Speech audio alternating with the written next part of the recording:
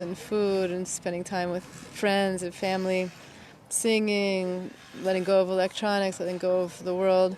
And so there's a tradition, Jewish tradition has this Shabbat factor in it every seventh day to take a break. So I started doing this around, my early 20s, and I loved it. I thought it was really nice and enjoyed it so much.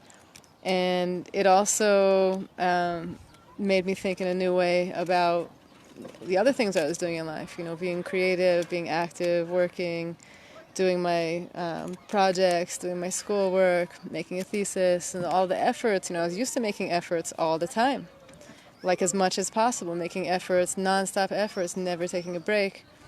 And then this experience of letting go for a day and having Shabbat, having a day of not having to do anything beyond just be in the world, which is kind of what it feels like right now. I feel like being in these times where it's like, either we're quarantined or we know somebody who is, or we're at least trying to, keep in our own home as much as possible, keep things simple, practice social distancing for a little moment. And so you're home, and what are you going to do? And I know everybody's talking about this, but like for myself, this feeling of being home and, not having much of a choice of what to do reminds me of holidays, kind of. I honestly, I'm sure everybody knows somebody who is suffering or has somebody who's suffering, and it's very, serious. We really care about all the people that are suffering and need a refuah. We're praying right now, so that tzaddikim, everyone should be healed, and the world should come into a balance quick. But, for myself, I'm in my house and Baruch Hashem, I'm fine. And my family's okay, but I'm here and I'm taking care of my kids and no school. There's this whole, you can't do anything type of a feeling. But the difference between a holiday, like a Jewish holiday, most Jewish holidays, you can't do anything, comes with other, specific factors, like not using electricity. For me, that means, also specifically not making art, not painting, not blowing glass, not lighting fires. I love to light fires. Those who know me know I love fires. So that experience, not writing, that experience of not being able to do those things, needing to let go and not, create and write things down, it's a really significant experience, of letting go. And related to that is this experience where, right now it's not Shabbat, it's not even Erev Shabbat, but I can write, I can paint, I can make fires, blow glass, and yet I can't go anywhere. There's nowhere to go. Everything needs to kind of already just be here and prepared, and we make do with what we have and enjoy it the best we can, make the most of our time in a moment like this. And but I can be creative. And so it's an interesting combination of things, being able to, use this time that's like, in a way, extra contemplative, and there's space to, kind of check in with our true inner voice and what we're doing in the world, what this moment is, appreciating time together with family and friends, and being able to, write things down, write down ideas or draw a picture, which I'm going to share with you soon, God willing, a few new things, because, when there's time and space like this, for me, it's like a big inspiration to get creative, and I think for a lot of people and a lot of mothers are spending time with their kids, doing more creative activities, the families getting together, doing creative activities. This is so healthy because it's reflective time, and it's a time to kind of like be in this space. So why am I saying all this? I was so amazed. I opened up the midrashim of the parsha this week, and the beginning of this parsha is V'yakel, and the parsha is about building the Mishkan, is about building this traveling home for God in the world. But before the details of how to do that and how to make the Mishkan, it brings up this idea of observing the Shabbat and stopping for a day and not building. And it specifically goes into the 39 specific types of things that we don't do on Shabbat, explaining that. And it really just struck me, we have this whole relationship between being creative and letting go. And especially in the Jewish tradition, a really dynamic experience of being creative and then letting go and letting go and letting go, and taking a step back from the world, to take a day every 7 days. For me now, it's like 20 plus years, thankfully, take a day every 7 days and just look at the world. Just enjoy and be reflective and read and think and not check into news and not really know what's going on in the world beyond just my little circle around myself. This is really life-changing to do that, and it's really healing. I feel like it gives me a much more balanced approach to those days, the rest of the days of the week, the 6 days of the week when I'm working. And I want to work really hard, and, I want to do everything that I can and get everything I can done, but then comes Friday again, Erev Shabbos, the day before Shabbat, and I got to let go again. And there's a little bit of a feeling of, I didn't do enough, I can never do enough, which in a way it's true. I'm only human. I'm just a finite person. I can only do as much as I can do. Even if I had was on a really good roll, there's only so much. It might be awesome, kind of infinite stuff for a moment, but there's a limit there. And knowing that is also healing. It's good to be humble. It's so healthy and refreshing to be humble. And these times are really humbling for all of us. We can't go out. We can't distract ourselves from our real inner life by going out.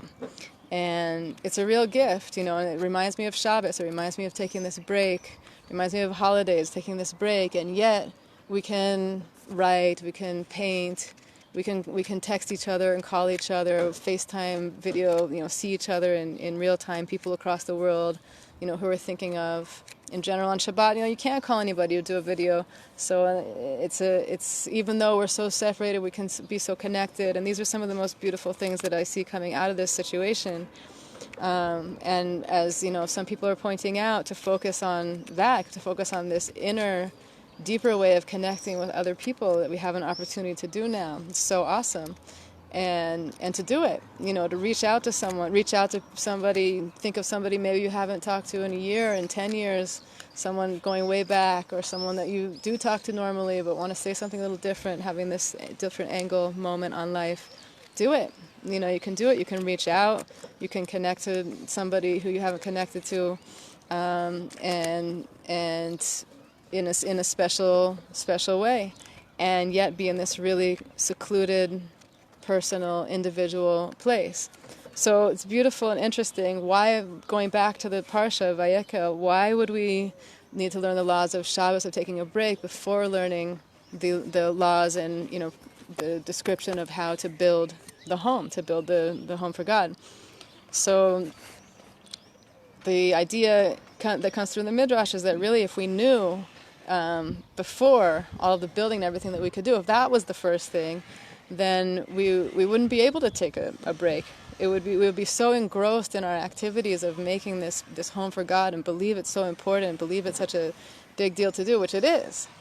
But we wouldn't be able to take that step back. And so the emphasis of saying it first, saying, you need to know how to stop. You need to know how to take a break and be reflective and be humble and know that there's something bigger going on in the world, that your whole existence is coming from something so much bigger. It's all gifts. Everything we have is just enough. It's perfect. To be present in your life for a moment, to connect to the people that are closest to you, literally, physically around you, and spend time with them, eat with them, sing with them, talk with them, just spend time with them.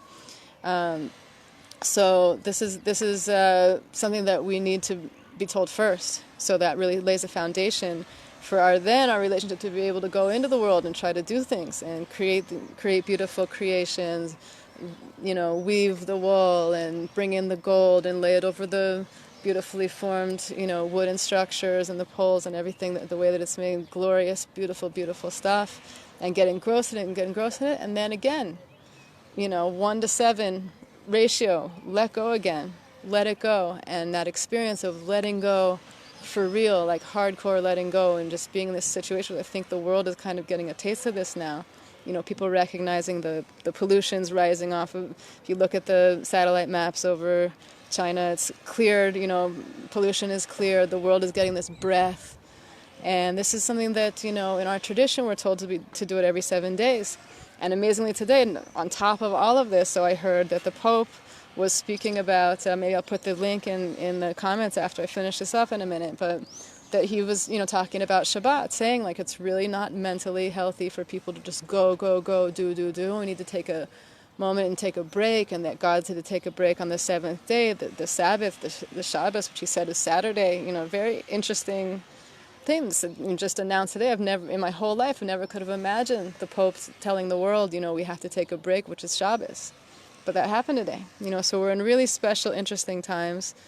I know there's a lot of, pressure and fear, but, I want to give us all a blessing to let go of the fear and fear only. The only true anything to fear is really, the one and only one who is really full of mercy and loves us, and is anything that's happening, anything that is going on in the world, even though sometimes we can't see it and it's encased in a story that we can't quite understand yet, it's for sure the best thing for us. So holding on and going inside and connecting, recognizing to take this break, this interplay between letting go and being so involved in the world. Hopefully, I'm hoping so much, seeing so many, coincidences, connections, synchronicities in the world and in the these times all over the world. Everyone's realizing that we're all so connected to each other. It's so very obvious. If one thing that coronavirus taught us, like, we're for sure all connected. No matter where we go, no matter what we do, we're affecting everybody else in the world. And this, this idea that used to be like, the butterfly effect idea, somewhere back in the back of our minds, we look at our hands, we look at every doorknob we touch, we look at everything that we do, that even want to try to check the air that we're breathing. We're recognizing we're so connected to everything that we do. It matters. It matters what we say. It matters what we do.